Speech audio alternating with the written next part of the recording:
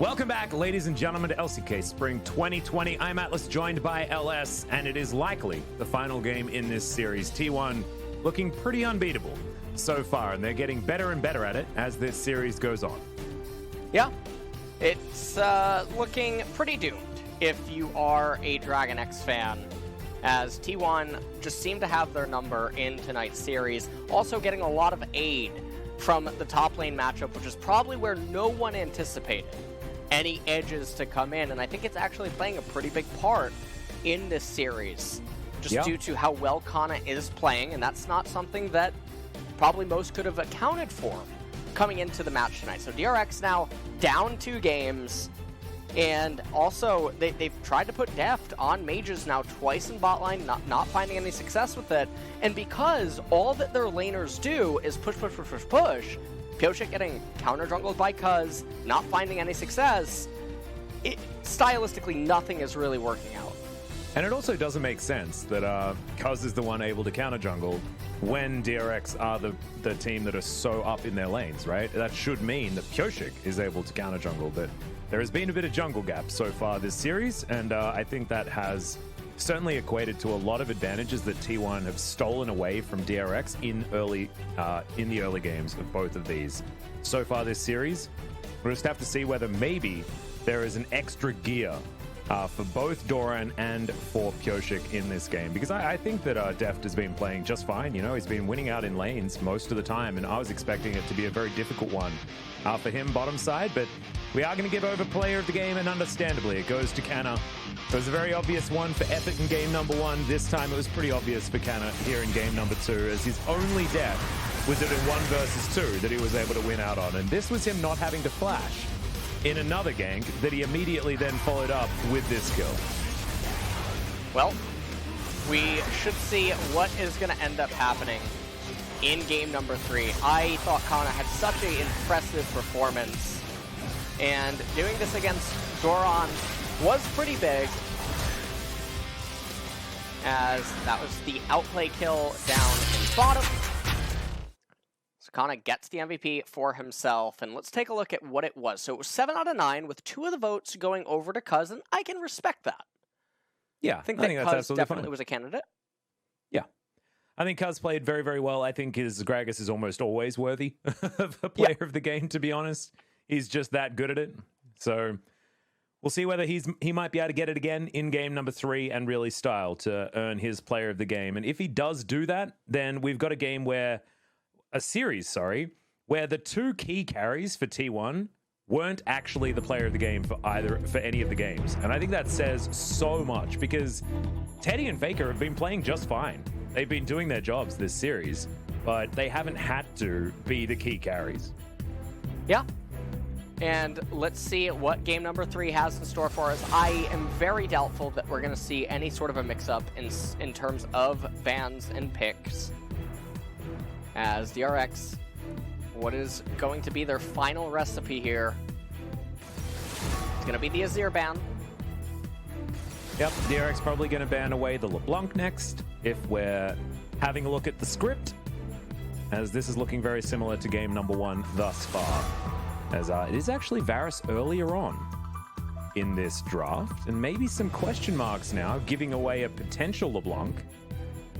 With the Zoe being banned first, it is actually looking like a better and better moment for the LeBlanc, and then Faker comes in with a surprise Kassadin pick and pops off. That could be a fun game. And T1 with the set ban last, DRX, what's going to be their final ban, and it's really difficult. It's not like anything is really standing out, as it's going to be the Aphelios. Yep, Senna still available, but LeBlanc also still available, and DRX probably going to aim for picking that one up. Ziggs once again into the Senna could be an option. It will mean that we are going to have some funny business as far as where DRX are going to put a potential consistent AD damage dealer. But this could, of course, just be Chovy's pickup. See what Pyosik is going to lock away here, as there are still some priority picks on the board. But I do want to see Keria with a bit more agency this game. I felt like the support Jarvan really wasn't able to do too much, and there is the Jace picked away from Canna. Doran going to be running it back once again, very similar to game number 1. And so far, I mean, with these two champions, they do have an identity, right? There is a poke composition awaiting DRX if they would like it. Yep. The only worrying thing, though, is that the Jace is... I don't want to say that it's off theme with the Ziggs. It obviously does have the poke aspect, but in terms of raw scaling, things can definitely be drafted by T1 that makes it really hard for the Jace to achieve anything, and it can just come down to the Ziggs once again, and Gragas being picked up. Love it. As, yeah, he is definitely the lord of the jungle in all of his righteous plump. Yes, his all of his glory. Of course, Cuz just very, very good at the champion as well. As the Lucian pickup, I think is great. I think that might have been where Chovy was thinking about going, to be perfectly honest. And that is likely to be Canna's counterpick option into this Jace on the top side of the map. We know that Chovy can play the Jace, so there are opportunities to pick something as far as a counter matchup. But Goshik back to the champion that he was spamming in the Damwon series. And they did have a lot of priority on the Sejuani that has gone missing now in this game. And so with jungle already locked away for T1, I actually really don't mind the Sejuani being locked in here for Pyoshik. Sejuani will have to see what she can end up achieving and what the rest of this draft's going to be rounded out with. That could be the Lucian in mid lane. Could be Kana just saying, hey, I'm going to take Lucian against Jace up in top. And we've seen that matchup before here in LCK as Akali is now going to bite the dust. Akali and LeBlanc will probably be the DRX bans. What that means for T1 is going to be an interesting question, because they can, of course, run whatever they would like in their solo lanes with the Gragas there to substitute for any lack of magic damage. Aurelia taken away from Doran potentially, and of course from Chovy, who did have a decent game on that champion as well, despite it being, I believe, a loss for DRX. Doran was the one that picked up a win on the pickup. Well, final ban here. LeBlanc button. There it is. There's the LeBlanc. It is banned away. Aurelia banned away by T1, as Aurelia is one of the champions that can go up against Lucian inside of a solo lane, clip him once, and then just never let go of an advantage. Expecting to see a support banned away here, likely to be the Thresh from Keria. I'd personally like to see a Thresh being picked up. Does help the Ziggs greed a little bit more, but it is going to be Pantheon taken away from DRX right now. We'll see where counterpick is going to belong, as, Ziggs Pike could certainly be fun. Well, Keria's going to lock it away. This is what you need to do. Pull out all the stops.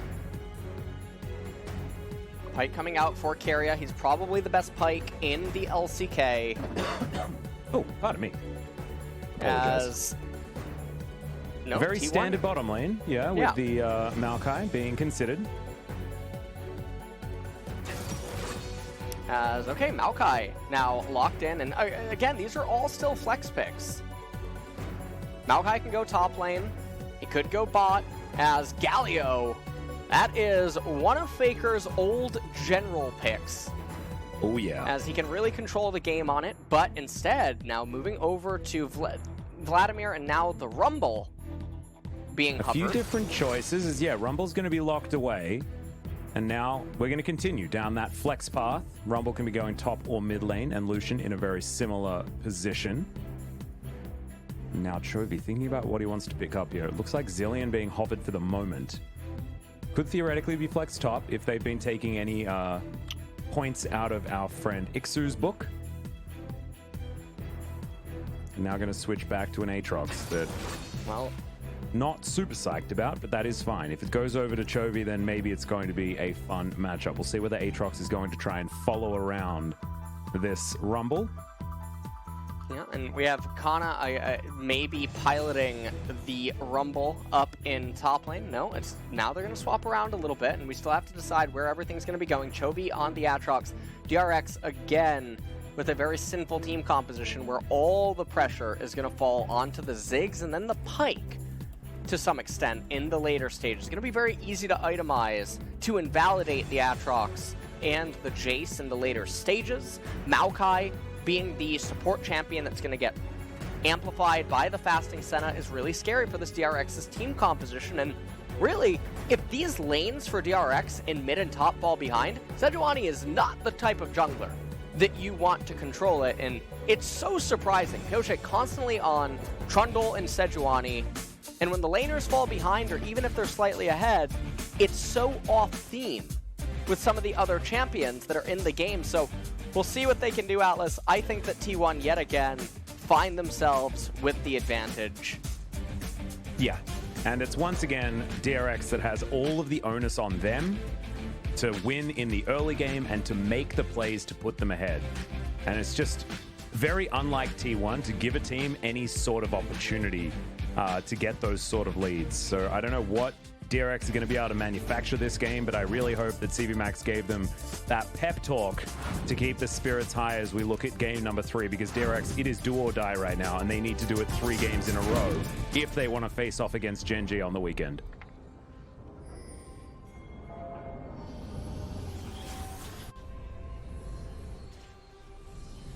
Well, here is going to be the start of what could be the final game between DRX and T1. This could be the killing blow to knock them out of playoffs, and that would mean that T1 would go on to face Gen G in the finals on Saturday. That epic matchup, the best of 5 rematch of the 2017 World Championship, has never really felt like the same matchup, you know? 2018, SKT were not the team that they were formerly. Felt like Gen G really had knocked them down a literal peg in the LCK. And then Gen G having a similar collapse moving into 2019, where they weren't able to stand up against the T1 that was demolishing everyone here domestically at least. But now, with all of the changes, Gen G certainly looking very, very strong, as many would have predicted after picking up so many fantastic players. Going over these runes, still there is an opportunity. There is still a world where DRX are able to win this game and gain some momentum moving into the last couple. And if we remember back to Worlds, it was always 4-game series. We always had the 4-game series. It wasn't so much the 5, there was a lot of 4s. So maybe this will be another one of those. Well, we'll see if DRX can manage to pull a rabbit out of their hat and try to come up with a win in this game. We do have another exciting game of Dragons, as Cloud's the first one to come up. Yep. As they're highlighting Chovy 8-3 on the Aatrox. And that was also during the time where he played one of the games top lane. So far this season, I think he's played 3 games of the Aatrox. Been pretty successful so far as well. And so far, all the lanes, though, pretty stable. Nothing too chaotic happening. Pioche with the red side jungle clear. Looking like he's I'm just going to need to be right back 1 second. My cat needs to go to the bathroom. And I'll let him in. So, we'll have a look at this stun first. This great knockback. Phone skewer, fully charged. Faker has to flash. And now Deft running for the hills. I don't know what happened to get him into this position, but doesn't have to flash. Good satchel charge gets him out. And yeah, I'm going to buy that bit of time while you break that down, okay? Yeah, I'm going to break that down. So they try to go for a play in mid lane. They do apply some pressure to Faker, but the dynamic of the Rumble and the Aatrox matchup is that Rumble's able to just play pretty defensively in the early stages if he wants to, even though Aatrox is a traditional counter to the champion. Yeah, I am back. Thank you so much for that one. Yeah, not a big These deal. Rengar ganks, they happen sometimes, man, when we're playing remote. There's Rengar protection when we're at Lowell Park, but not so much in my home with 2 wild ones running around. It's certainly all for one Rengar when it comes to the pets of this house. As Faker is back in this lane, does have the lane state in a decent position. Chovy 4-0 so far, so I told a lie. He played it a couple of times. More recently, as there you can see, he's pretty comfortable here in this lane, but still no meaningful leads just yet, as Cuz making his way around, looking to try and punish Doran yet again. And we can see that basically the pathing by both of the junglers, they end up not really doing anything too impactful in the early stages. You can see Cuz maybe waiting for Sejuani, but instead just going to start up the jungle. Okay. He thought that was coming up. He's like, it's bound to be coming up now. There we go. There it is. But instead, he's looking for a potential gank as Pyosik is going to turn up in time. Cuz shows himself at the wrong moment, actually, as Winter's Wrath is going to go wide. That is going to keep Doran alive for the moment. Good timing there from Pyosik for what feels like the first time this series.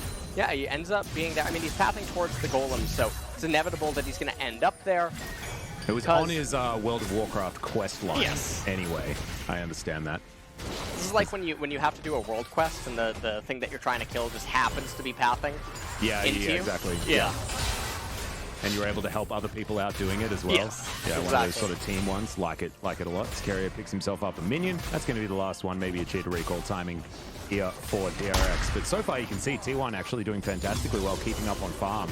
And Effort will be ahead of Deft as they do make their way back into this lane. Teleport available for both Effort and for Deft. And they might utilize those to get back to lane, as you can see, onto the turret there for Deft right now. As they will crash this minion wave, most likely, unless Carrier can hold on to it. And looks like they are going to. Bone Skewer comes out. Carrier can get a potential stun here, but he's just going to get snared up. Deft, they would offer a bit of damage back as the bouncing bomb not quite enough. And this Wizard Ziggs is trying to do what he can to get this magic in line for DRX. And that's a really good back stopped there by Carrier. His Deft is fantastic. His Pike is fantastic, so looking forward to seeing whether he can take control of this mid-game, as Cuz is going to spot that there are about 1 trillion wards here towards the top side in their own jungle, but isn't even going to get there to get rid of them, so Doran's going to be a little bit happier this time around, as Chovy will be able to get himself the farm advantage back in this mid lane once again. And Teddy looks like he is trying to rotate around on Senna. And you can see the freeze actually down in bot lane. This is, normally a lot of teams are pretty allergic to this, but because of what's happening, Maokai can't walk up safely. Now he might be able to unlock it. It depends what Deft and Carrier actually elect to do, but because Teddy didn't immediately path back down, things can definitely get a bit dangerous. Now Pike doesn't have his flash available, Maokai does. But it looks like they're just looking to try to make something happen. Chovy cannot see Senna. Yeah, a bit of a Senna gank possibility here, as Faker does have his equalizer available, but just burns down this minion wave. Doran finds a really nice trade there onto Canna as the culling avoided for the majority. That's going to mean that Doran does stay alive. Cuz looking for an opportunity to get up here, but a turret shot is taken, and the Lucian unable to continue. Carrier now getting himself into his own side of the jungle to try and help out with Pyosik and Doran, as Deft's freeze has been broken, and Teddy comes back down towards the bottom side now. A bit more of an advantage for T1 down here. Deft is going to miss a few of these creeps as well, but should be able to at least gather the majority of the experience. Well, T1, they find themselves down a little bit in the gold department, but it's not the end of the world by any means. As still no one really showing any incentive to pick up the Cloud Dragon, as Pyosik is going for a lane gank up here in top lane. And this might actually pan out, although Kana is trying to hard shove this wave. This could be really rough. Yep, Pyosik's position not given away just yet. Has the ultimate, and they land it onto the Lucian. No opportunity to flash or anything like that, and he is just going to be taken down. First blood going over to DRX, and they do not get killed in the trade. So nicely done. They have at least upgraded on that front. And now Pyosik, he's going to turn his attention to trying to start up the Rift Herald. You can see the ping going down onto it. Now Rumble does have his flash available again. You can see the remaining members of DRX are rotating up. Ziggs does not have the teleport available. Faker's there. Gonna harpoon Carrier, gets the bone plating out of him. Teddy is running up, but it seems like they're keen on just giving it up. They don't have teleport on the Maokai. Senna down in bot lane as well, and nice little advantages being picked up by them right now, but not the end of the world if you are a T1 fan. Yeah, we'll just have to see where Shelly is going to go and how much money they're able to actually get out of this one. I think that if Doran's given a bit of an extra lead with some turret plates, gets to his second lethality item, then Canna's not going to be able to fight him from that point onwards. And it was Doran that picked up the kill here as well, as you can see. So I do like it. Some opportunities now for DRX to get behind the player that really hasn't been standing out on DRX, and that has been Doran so far this series. But he was a bit of a fine wine against Damwon Gaming, able to step up when it counted in that game number 5. So might be able to use some of that resilience here to try and win out in this game 3. As he's looking to turn it onto Canna. Good combo, but there's another culling.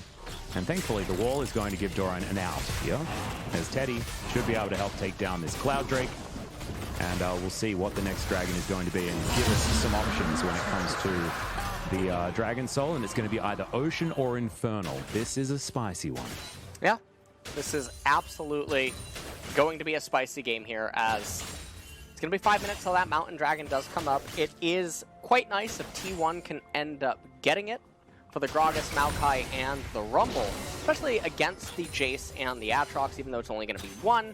That can play a part in the later stages of the game. So, DRX, they're ahead about 1,500 gold, but there's not a whole lot of chaos happening in this game. So, as long as the lanes just keep getting ping-ponged and no one's manipulating their lane state for their junglers, then everything should be okay. And Doran, you might ask yourself, why did he just shove out that wave as his jungler is making his way up into top lane? And one side of the coin would say, well, to further try to tell a story that it would be illogical for Sejuani to be here. Another ultimate, but this time Relentless Pursuit is available. Teddy's moving up towards the top side, and Cuz is going to be in position. And it looks like no Shelly for this top lane at this point in time. And if Doran or if Kana did end up going down there, that would have been the kill on Jace with the Rip Herald being summoned immediately.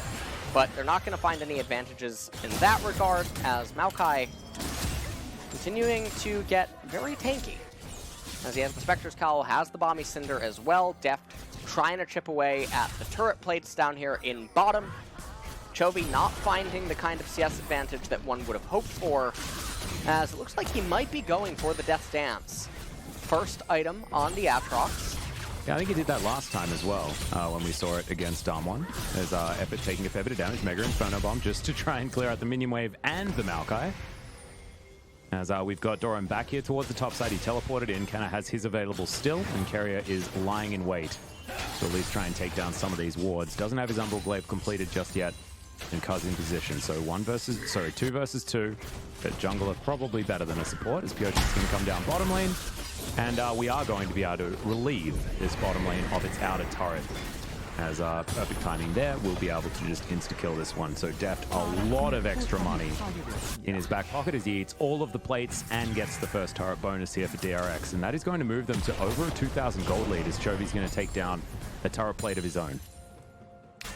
Well, this is the best opening that DRX has managed to have in any of the 3 games. And we'll see what they can end up doing with it. 2 minutes until that Mountain Dragon does end up coming up, and that should be fought over by both of these parties, so see what that can end up meaning. Faker probably going to have the Oblivion Orb by then, so that'll be 33 pen on the Rumble, which is going to come pretty close to dealing true damage to several of the members. Cuz body slamming his way out. You can see teleports in from T1 though. They're going to have 3 members down here. 2 versus 2 on the top side is confirmed as Bone Skewer goes wide. Keria goes underground, but he's able to dash himself out of the way of the culling. He would have been shredded from that one. Damn, he does not have any resistances so far on this pike, and is now going to go back home. Pyoshik up here towards the top side, thinking about trying to put some pressure onto Canna, as Senna's going to go back home. And Keria once again back in position as well. As Effort, twisted advance just to get out of the way here, as the ulti is going to get flashed. And Teddy is going to survive for the moment. And that is the Sejuani ultimate going down, but they do trade it for Kana's flash, so definitely a victory in that regard. 1 minute until the mountain comes up. You can see Senna with the Lucian up here, just trying to play relatively safe.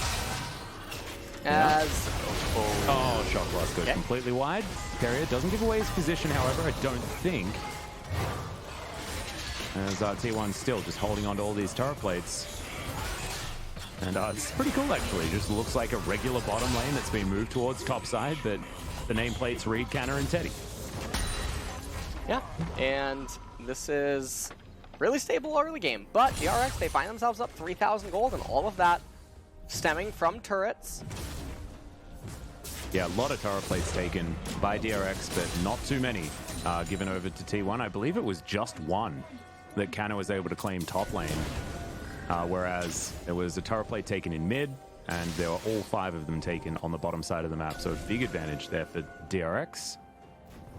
Still not out of the woods yet, and this composition needs about a lead of this size if it's going to be able to find anything. So still, if you're a DRX fan, I wouldn't start counting your chickens. They ain't hatching yet.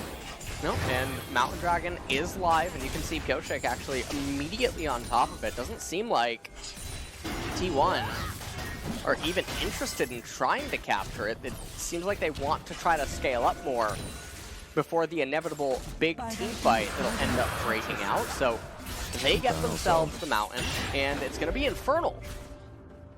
So that's going to be massive. If DRX can get this, Deft is going to be doing so much damage in this later stage of the game, because there is so much armor that's required to deal with Doran and Chovy and Carrier that there shouldn't be too much magic resist for Deft to worry about on his Ziggs. Oh my god, that's a move. Yeah, that's a lot of damage coming out by the Jace.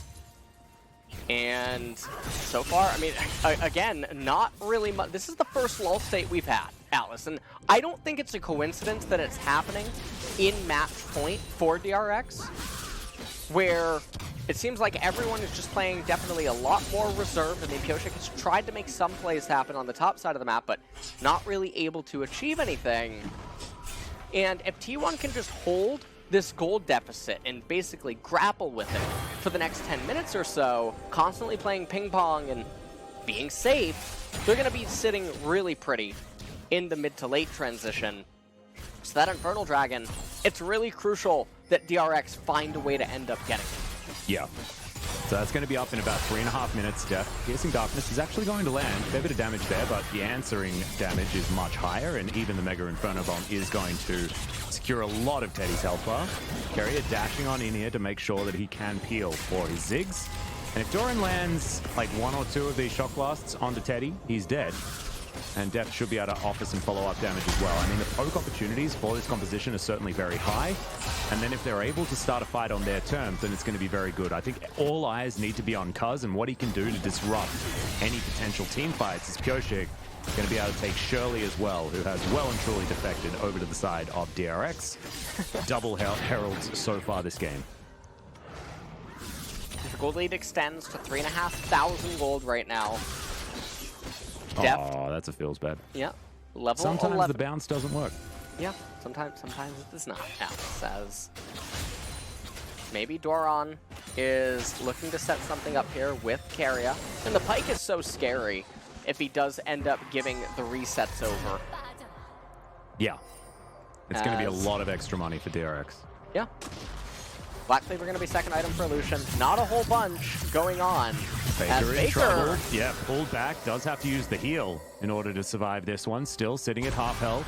You can see Chovy at full health after that. Death's Dance, one hell of an item. Not to mention just the fact that he is Aatrox. His World Ender now on cooldown, but not a huge deal. As Pyoshik moving towards the bottom side. Canna going to take a shock blast. Able to move out of some of the damage there, but into the Death Chamber is where he eventually went. And DRX now continue to shove down. And this is entirely the opposite of what we saw in game number 2. This is instead Doran with all of the control at this stage of the game. And okay, well, T1 now falling down even further. And Doran's really bouncing back here in this series as Rift Herald's going to be spawned now down in bot lane. This should crash and get this bottom tier 2 turret. Equalizer, though.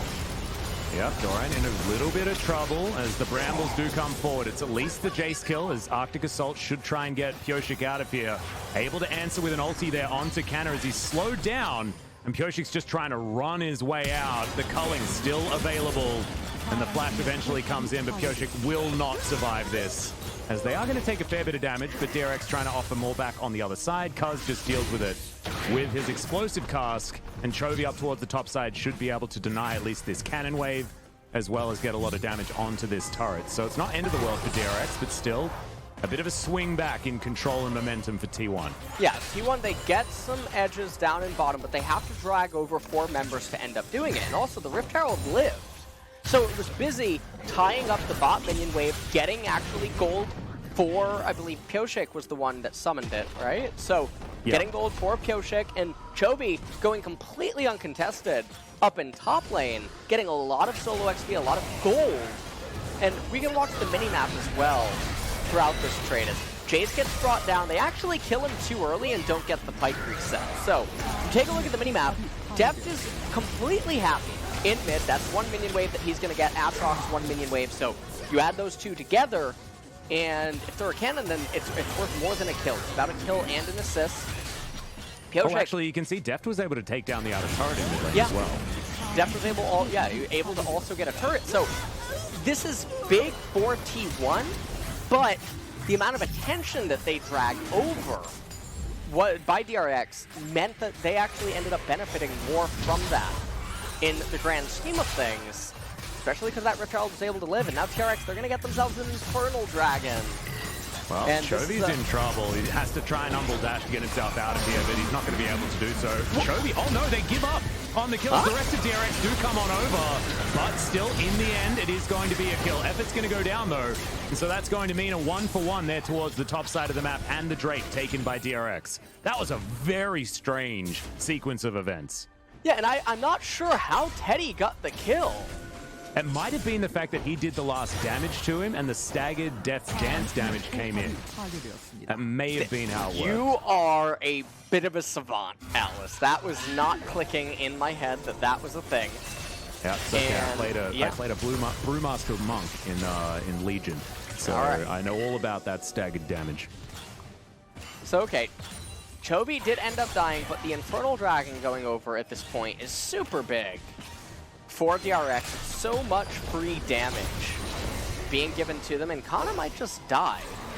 Nope. Not just yet. Does have Blade of the Ruin King, but not a lot of mana. This will mean that he's most likely going to have to go back home. Let's take a look at this one more time. So, Chovy trying to kill the entire minion wave, flashes out of the way, and you can see Cuz actually uncharacteristically missing on the ult, or maybe it's just a bad mana roll, as Senna did end up getting the kill down, but then the Maokai ended up falling shortly thereafter. So, still a 5,000 gold lead in DRX's favor. And you can see where that 5,000 gold lead is. Deft is sitting at 240 CS at 22 minutes in this game, 1-0-0 right now, and does have a 200 gold bounty on top of everything else. So he's building towards his Rabbidan's death cap, and we'll have it relatively soon, as I'm once again ganked by a Ringo. He's really obsessed with this microphone, and it's making things pretty difficult. As T1, 4 members strong here, gathered around the mid lane. And Doran moving towards bot. Looks like DRX are going for some sort of 1-3-1 play, with the Ziggs able to stay perpetually in that mid lane and clear out minion waves pretty much instantly. And DRX, I mean, they just, if you're them right now, even though there was the potential that some of their champions would end up tapering off, the fact that they're in such a commanding game state leaves them feeling pretty comfortable. They can continue to wait for the dragons to sort of pile up. It's going to be another Infernal Dragon. And these things just keep getting scarier and scarier, because you take a look at the Maokai, and he has a bit of Build-A-Bear going on right now. Had the Spectre's Cowl, Bramble Vest, Bommy, and Kindle Gem. So it's like a walking Walmart. Yeah. Yeah. So that's... Is it Spirit Visage first? Is that what he's going for? Is that Kindle Gem going to be turning into a... That's a Warmogs? No, dang it. He just built the Spirit Visage. It would have been way more fun if it was like supposed to be Spirit Visage, Warmogs, Thornmail, and Sunfire Cape, and he was going to use all of those base items to build those 4 items. Slot efficiency be damned. It's not what we're interested in this game. Just, you want to have your inventory full, because that means that you're the strongest. That's how that works. All right. Well, minute and a half until the Infernal comes up, and it really just looks like T1 are just slowly bleeding out here in this game. Oh my god, Teddy! What happened to your health bar, my dude? All right, well, I think Teddy's going to be requesting not playing center in the next game. He wants to be able to actually do stuff, because in this game, he hasn't been able to, almost whatsoever. Minute and a half, and then we will have that Infernal Drake. I think DRX would have really liked to have chunked the members of T1 a little bit later on. I think trying to get that damage down at the right points is certainly going to be important, as Shock Blast is going to help do exactly that. As Deft big chunks of damage onto this turret every time he can get that passive proc. And Canna taken down to half. Teddy makes his way back to the lane and he's asking Deft very nicely, can you please not kill me? As I'm just trying to get minions. And Deft is going to be able to steal away yet another blue buff. They've had basically a monopoly on that blue buff so far this game. And this is a DRX that looks like they've rallied. It looks like they've turned their fortunes around. And they're moving towards a 7,000 gold lead right now. Yeah, and I mean, Mega Inferno Bomb stops some backs. Getting worse and worse for T1 as this game continues to drag on, because the Dragons are causing such insane pressure for T1. They moused over the damage. Casual 700 damage that is unmitigated pretty much by Teddy, who's going to be sitting on what, 20 magic resist at best? I don't know, he's not going to have very much, around 30 I'd assume. So yeah, bad news bears.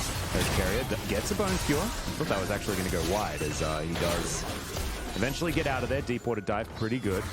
As Effort throws over a little sapling. Chovy's going to get the knock-up onto the Maokai, as the double knock-up does eventually come in, but we do have the Piercing Darkness, and that should help keep these guys sustained.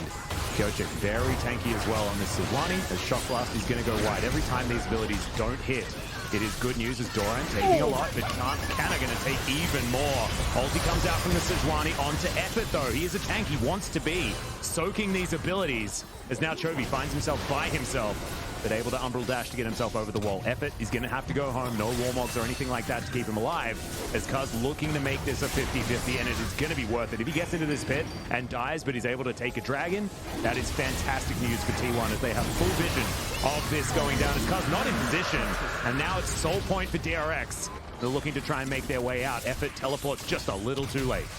Yeah, and he teleports in a little too late, but it doesn't really matter. T1 were basically all exhausted at this point. They have no major key cooldowns available to them. Their champions are very far behind. I mean, you take a look at the levels, Deft is 15. So, just 3 entire base levels, and that's just skill points. That's added HP, it's extra little bit of resistances and whatnot. Teddy's 11, and Effort is 12. So, there's a massive discrepancy there. Pyoshik 2 levels up over Cuz, and Kana, I believe, is slightly actually ahead of Doran. He's going to end up getting this a whole wave. I believe he pings 15 soon, and that's the only place where T1 is finding any sort of advantage. Well, I mean, Deft got a Flame Horizon at 26 minutes. That is definitely good. Builds a cool hat out of it.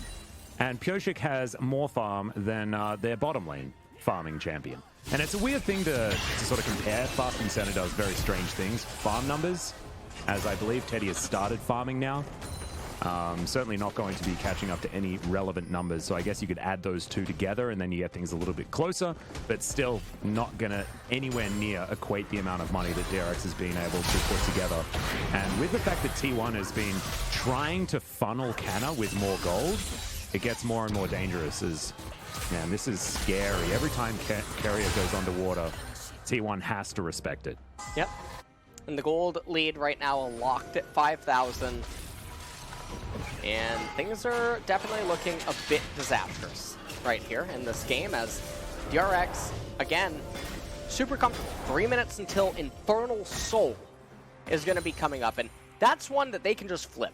If they end up getting it, which they should be able to, they could even just try to burst it down, and then Pyoshik does have the smite advantage by 2 levels. It might even be 3 by then, because everyone is eating Cuz's camps, because they're trying to allocate gold into the primary carries. So we'll see what does end up happening. Effort is 13. He finally has Sunfire Cape and Spirit Visage. But that death cap on the Ziggs plus the 2 Infernal Souls, it's so much extra AP. Yeah, I want to mouse over the damage of that Mega Inferno Bomb again. I want to see them juicy numbers. That's doing easily over 1,000. at this point, and very close to true damage to someone like Teddy at the moment, who doesn't have any magic resist. And this tower is going to get booped. There it is. Satchel Charge takes care of it. And T1, I don't even know whether you want to get into flanking positions, gentlemen. It's just not looking like the game where things are going to go well for you, as Carrier able to dash his way out, but still going to take a fair bit of poke damage. Dawning Shadow avoided, as the Pyke is just going to utilize his passive and gets himself back up to at least 2/3 of his health bar. You can see Chovy, he's very close. He does have his 40% CDR, but almost has Spirit Visage. There are two of those Morellonomicons, the Forbidden Books, being completed by T1, but he needs to avoid. Not to talk about it. Yeah, I mean, Chovy is invested very heavily into having a regenning health bar, so at least that's going to be partially mitigated. I just don't know whether it's going to be enough, as Teddy's going to pick up this blue buff. And once again, he just loves this microphone. Come on. Well, totally fine, as Void Staff was picked up by Faker. And we'll see what T1 can do in about a minute's time. They are forced to team fight now over this next one, as ping pong is the name of the game here in the LCK. We do see this from time to time, as we are approaching 30-minute mark. And everything for DRX right now, all that they need to do, control the low ground, and make sure that T1 can never really enter the river, because T1 has one shot to beat DRX in a team fight, and it's going to be inside of the Equalizer cask, as well as the Mount. Yeah, it's, I mean, it's 1,300 damage. Yeah. That's silly. That's, of course, in the middle. It does 800 damage if you're not in the dead center of the Mega Inferno Bomb, guys. That's how that one works. Regardless, if you're in that circle, no matter which one, you're going to be taking a hell of a lot of damage. Teddy could probably die if he's hit by the middle of it right now, but Def just wants to hold on to that artillery strike for as long as possible. Oh, goodbye! That was blind. He just put the ward down. Unless they were clearing it out. I think they were clearing a ward out. But as I say it, yeah, there it is. That's what can happen. As now we've got 6 seconds on the Infernal Soul, and T1 has to do it without Teddy. He has no teleport. He's dead for another 25 seconds. And the Ziggs is showing up here in match point for DRX. They just need to turn and get the Infernal Soul. They're going to start it up. Cuz needs to be a hero here. Teddy is up with his ultimate, but he's not going to be at the team fight. And this is do or die. They need to stop the Gragas from entering. If he can steal it, no, it's not going to happen. And there is Infernal Soul. Massive damage, but the Dawning Shadow, it flies over to keep everyone on T1 alive. But I think it's only bought a very small amount of time for this team. 7,000 gold is the lead. Baron on the mind of DragonX. And team fights, they are all but one already for this DragonX squad. Yeah, this game is over, Atlas. There's no conceivable universe where... Yeah, that was, yeah. Oh no, there was no ward. That book that he threw? Dead. That's Morello. That is actually... That's actually what it does to your brain when people buy it. That's the perfect image to show people what happens in your mind when Morellonomicon's purchased. That's exactly what is going on. As Baron Dance is now going to unfold, there's no way for T1 to sort of resist the Jace and the Ziggs now with the Infernal Soul. This game is completely unfair at this point, and it's one that didn't really have a whole lot of action. So, very slow and steady, and DRX ended up coming out on top, and interestingly enough, finally managing to make the Ziggs work. You can see how careful they're being, though, in this game, unwilling to just immediately start up the Baron. Maybe a little bit of PTSD or something going on there, not totally sure, as they have a 100% win rate with Dragon Soul. Also, yeah, just seeing whether he does 100% Teddy's health bar with his ultimate, which I think is the thing that's the biggest worry right now. Oh my god. 1v3. That was a like Infernal Soul proc onto effort that took like a quarter of his health bar. And he's a tank. Yeah. Oh my god. Just ludicrous. It's like walking over a minefield. It literally is walking over. He has a minefield ability. This is silly. Well, they are being super patient as they do wait. Guaranteeing that there's no vision around this area. Pyoshik just walks on in, isn't too scared about what T1 can do as he looks to clear away that control ward. But DRX just making sure all of these waves are pushed up. You can see at least T1 able to move into their bottom side jungle. Carrier getting some vision over the top. And Kaz, oh, barely moves out of the way as my desk is being rid of all of the things that are on it. The swishy tail. As DRX finally pull the trigger. They are going to start off with Baron immediately. T1 do throw down that small ward. Area lying in wait. Equalizer goes down onto everyone from Faker. As Def down to about half. Effort trying to move in here. There are no smites for this Baron though, and it will be taken. The flash in. Cuz was there to try and make it a 50-50, but Baron is going to finally defect. He chooses DRX for this game as Cannon's going down very low. Carrier just trying to take him, and he's going to be able to. Gets the reset on top of it. There's the other one. So much money for DRX. How unfortunate that they're not going to be able to spend it because they're deciding that it's time to win the game. And they're going to be able to end the game. The death timers are way too high. Top minion wave in super close proximity. And this means that we're going to a game number 4, which no one was probably expecting after watching the first 2 games. But DRX in this game 3 match point managed to fight back, and Deft with a really good performance on the Ziggs. Yeah, I even think we need to send in the vote. Deft should just be getting the POG no matter what happens. He was extraordinary that game. Just so incredibly consistent, and that's exactly what you want to see. If you're a DRX fan, if you're just a Deft fan in general, right? This has not been the Deft that we're used to seeing. Towards the end of 2019, it felt like his mental was relatively shot, and now in 2020, there have still been games where it looks like Deft has been, you know, a little bit behind the rest of his team, but this game, it looked like it was his mental fortitude that pushed them through, and he played so consistently. And it's on the Ziggs once again. This is a champion that he brought out, I believe it was week 1 of 2020 Spring, and they didn't find a victory on it. It actually looked like a bit of an off performance. He has played it, of course, in the past, in 2019, 2018 especially. End of 2018 summer. That was when the awesome dudes were coming in, and it was one of Deft's favorites. But really good to see him show exactly why DRX did put so much priority on the Ziggs. And well, that is a very important win for them. Hopefully they can get their morale back and sort of try to rally behind it. For T1, a bit bizarre. Nothing really happened in that game.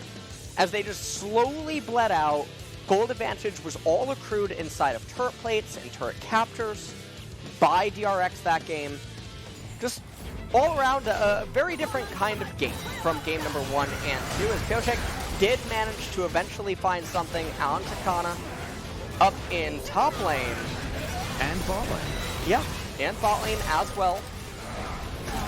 And this was just a slow and steady execution. This was the one turnaround that T1 had, but remember, it took 4 members to do this. And meanwhile, Deft in mid lane, Chovy in top lane, you can see on the minimap getting tons of solo XP, lots of XP from the minions as well. Remember, at one point, Deft was up 3-4 levels over his opposition, and Not that's a lot of CS. Yeah. Also, Flame Horizons at 26 minutes into the game, I believe. This was the Deft Dance killing the Aatrox, as Effort ended up going down there shortly thereafter. But we'll see now what game number 4 can have in store for us. There it is. The power of Morello. Yeah.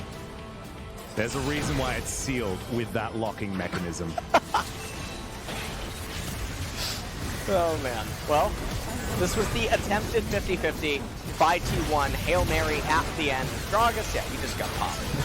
Did absolutely get popped. As Deft was untouched in this fight, felt like he was untouched in this game, as Carrier just goes and solos the top lane Lucian, and then just continues delivering packets of money to his team that are trying to spend it. Now as we move to a game number 4, pretty consistent when it comes to this gold advantage, and actually probably the most clean victory so far this series, apart from maybe game 2 for T1. But DRX didn't really let up, as Deft did 33,000 damage, 34,000 damage, I guess, rounding-wise. That's close to 50%. In fact, more than 50% by a large margin. Yeah. That's like 55% of his team's damage. Not bad. Well, are we impressed, or is it not 60? It's not 80%, so I'm gonna have to say I'm a little bit not impressed. Maybe you can try a little bit harder and think long and hard before we jump into game number 4. Well, now DRX have a little bit of momentum. We'll see whether T1 can rally, turn things around. Certainly, this is a team that is known to do so, but I just want 5 games, guys. I really do. So let's see whether DRX can give it to us after the break.